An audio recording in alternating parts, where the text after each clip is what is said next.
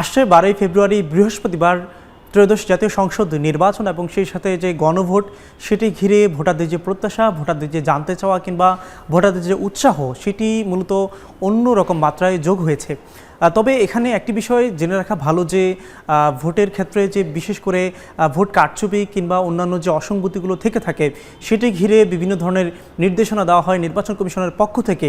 আমরা এবারে নির্দেশনায় যে বিষয়গুলো লক্ষ্য করছি, দেখতে পাচ্ছি সেটি হচ্ছে মূলত যানবাহনের ক্ষেত্রে নির্বাচন কমিশনের পক্ষ থেকে কিংবা সংশ্লিষ্ট বিভিন্ন দপ্তর থেকে মূলত যেটি বলা হয়েছে যানবাহন চলাচলের ক্ষেত্রে, সেটি হচ্ছে যে মূলত ভোটের সময়ে যে যানবাহনগুলো চলাচল করবে সেটিতে নিষেধাজ্ঞা রাখা হয়েছে। এক্ষেত্রে মোটরসাইকেলের ক্ষেত্রে যেটি বলা হচ্ছে যে মূলত 10ই ফেব্রুয়ারি মধ্যরাত থেকে শুরু করে 13ই ফেব্রুয়ারি মধ্যরাত পর্যন্ত মোটরসাইকেল চলাচল বন্ধ থাকবে এবং সেই সাথে অন্যান্য যে যানবাহনগুলো রয়েছে সেটি মূলত 11 ফেব্রুয়ারি মধ্যরাত থেকে শুরু করে 12 ফেব্রুয়ারি মধ্যরাত পর্যন্ত সেটি বন্ধ থাকবে। তবে কিছু বিষয় ছাড় দেওয়া হচ্ছে, যেহেতু জরুরি সেবায় অনেকেই নিয়োজিত থাকবেন, তাদের যে যানবাহন সেগুলো কিন্তু ছাড় দেওয়া হবে। নির্বাচন কমিশন কিংবা অন্যান্য দপ্তর থেকে যে নির্দেশনাগুলো দেওয়া হয়েছে সেখানে কিন্তু এটি বলা হয়েছে। এবং অনেকেই একটি বিষয় যেটি সবার মনে মনে প্রশ্ন কিংবা অন্যান্য অনেকে জানতে চায়, যেহেতু দেশে অনেকেই বিদেশ ফেরত এসে থাকেন, অর্থাৎ বিদেশ ফেরত কিংবা বিদেশে গমনের ক্ষেত্রে যেটি হয়ে থাকবে সেক্ষেত্রে সংশ্লিষ্ট যারা থাকবেন তাদের আত্মীয় স্বজন তারা কিন্তু যাতায়াত করতে পারবেন কিংবা দূরপাল্লার যে বাস সেগুলো কিন্তু চলবে। অর্থাৎ যেটি বলছিলাম যে নিষেধাজ্ঞার বাইরে দূরপাল্লার বাস কিংবা অন্যান্য যে জরুরি সেবায় যারা নিয়োজিত রয়েছে তাদের কিন্তু ছাড় রয়েছে। তবে এক্ষেত্রে সংশ্লিষ্ট জায়গায় কিংবা বিভিন্ন যে চেক পয়েন্টগুলো থাকবে, বিভিন্ন যেখানে তল্লাশি করা হবে মূলত সেখানে কিন্তু প্রয়োজনীয় যে কাগজপত্রগুলো কিংবা তিনি যে আসলে এই সেবাটি নিতে তার যে এখতিয়ার রয়েছে কিংবা তিনি যে সেবাটি নেওয়ার যোগ্য সেটি কিন্তু প্রমাণ করতেই হবে। বিগত 3টি নির্বাচন ঘিরে যেহেতু অনেকেরই প্রশ্ন ছিল, অনেকেরই আগ্রহের কমতি ছিল, এবার নির্বাচন ঘিরে আগ্রহের মাত্রা অন্যরকম গিয়ে পৌঁছেছে। অনেকেই বিগত কয়েক নির্বাচনে তারা ভোট দিতে পারেননি কিংবা নতুন যে ভোটারগুলো যুক্ত হয়েছে ভোট কেন্দ্রে অনেকেই প্রথমবারের মতো তারা গিয়ে থাকবেন। আইনশৃঙ্খলা রক্ষাকারী বাহিনী বলা চলে ভোটের মাঠে প্রায় 9 লাখের মতো আইনশৃঙ্খলা রক্ষাকারী বাহিনী তারা কিন্তু ভোটের দায়িত্বে নিয়োজিত রয়েছেন। যে কোনো ধরনের অপ্রীতিকর ঘটনা এবং যে কোনো ধরনের যে আচরণবিধি ভঙ্গ কিংবা যে কোনো ধরনের যে পরিস্থিতি যখন সহিংসতা কিংবা বিভিন্ন বিষয়গুলো হয়ে থাকে সেগুলো কিন্তু তারা দেখভাল করছেন, তারা করবেন। এবং সরকারের পক্ষ থেকে কিন্তু বারে বারে বলা হচ্ছে যে কোনো ধরনের পরিস্থিতি মোকাবেলা তারা কিন্তু প্রস্তুত রয়েছে। এবং একই সাথে নির্বাচন কমিশনের পক্ষ থেকে যেটি বলা হচ্ছে যে নির্বাচন যেন সুষ্ঠু হয়, সুন্দর হয়, ইতিহাসের সেরা নির্বাচন হয় এবং একই সাথে সর্বোচ্চ সংখ্যক ভোটারের উপস্থিতি যেন এবারে নির্বাচনে হয়ে থাকে সেক্ষেত্রে কিন্তু নির্বাচন কমিশন তৎপর রয়েছে এবং যে কোনো প্রকার অপপ্রচার রোধে তারা কিন্তু কাজ করবে। ভোট কেন্দ্রে প্রবেশের পর যেই পদক্ষেপটি কিংবা ভোট কেন্দ্রে প্রবেশের পরবর্তী যে ধাপটি থাকবে সেটি হচ্ছে মূলত ভোট কক্ষ।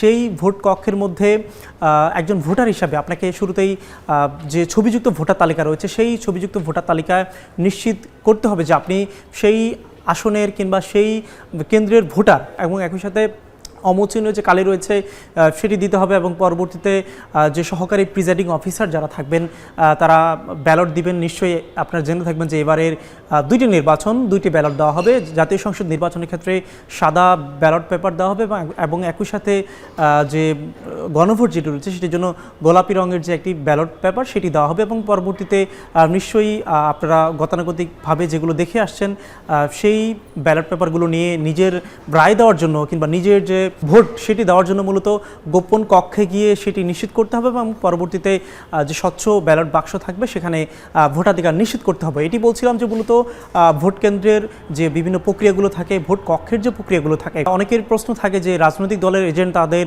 এখানে থাকার কী প্রয়োজনীয়তা রয়েছে কিংবা তারা কেন এখানে থাকবেন। সেটি হচ্ছে মূলত যে যেহেতু জেনে থাকবেন সব প্রার্থী তাদের যে ভোটাধিকার কিংবা তাদের যে জয়লাভ তারা কিন্তু সেটির জন্য মুখিয়ে থাকে। সেক্ষেত্রে নির্বাচনে কোনো ধরনের যদি কারচুপি হয়ে থাকে কিংবা ভোট কক্ষের ভিতরে যদি কোনো ধরনের অসঙ্গতি হয়ে থাকে মূলত যে পোলিং এজেন্ট যারা থাকবেন তারা কিন্তু সেগুলো দেখভাল করবেন এবং সব কিছু তারা তত্ত্বাবধান করবেন ভোট গণনার একদম শেষ পর্যন্ত। এবং একই সাথে সামগ্রিক প্রক্রিয়া যেন কোনো ধরনের আইনশৃঙ্খলার ঘাটতি না হয় সেইটি নিশ্চিত করার জন্য মূলত বিভিন্ন ধরনের পুলিশ আনসার থেকে শুরু করে প্রয়োজনে স্ট্রাইকিং ফোর্স কিংবা অন্যান্য যে পর্যায়ের যে কর্মকর্তাগুলো রয়েছে সেনাবাহিনী, তারা কিন্তু ভোটের মাঠে সরব থাকবে। আপনারা নিশ্চয়ই ইতিমধ্যে জেনে গিয়েছেন। ভোট কেন্দ্রের কথা বলছিলাম, ভোট কেন্দ্রে কতগুলো ভোট পড়েছে কিংবা এখানকার যে ফলাফল সেটি হচ্ছে বেসরকারিভাবে অনানুষ্ঠানিকভাবে মূলত সংশ্লিষ্ট আসনের রিটার্নিং কর্মকর্তার কাছে প্রেরণ করা হবে লিখিতভাবে, এবং একই সাথে সংশ্লিষ্ট কেন্দ্রে একটি তালিকার মাধ্যমে মূলত যেহেতু ভোটের কথা বলা হচ্ছে একটি স্বচ্ছ ব্যাপার, সেক্ষেত্রে ভোটার কিংবা অন্যান্য যারা থাকবেন সবাই যেন বিষয়টি দেখতে পারেন সেই ব্যাপারটি থাকবে। এটি হচ্ছে মূলত ভোট কেন্দ্র ভিত্তিক যে পর্যায়, ভোট কেন্দ্র ভিত্তিক পর্যায়ের পরে যে বিষয়টি আসবে সেটি হচ্ছে মূলত আসন ভিত্তিক পর্যায়, এবং সেই সাথে যেহেতু আপনারা জেনে থাকবেন যে দেশের বিভিন্ন আসন ঘিরে রিটার্নিং কর্মকর্তারা নিয়োজিত রয়েছেন। রিটার্নিং কর্মকর্তারা মূলত এই ফলাফলগুলো তারা নিয়ে মূলত একটি প্রক্রিয়ার মধ্য দিয়ে নির্বাচন কমিশনে পাঠাবেন।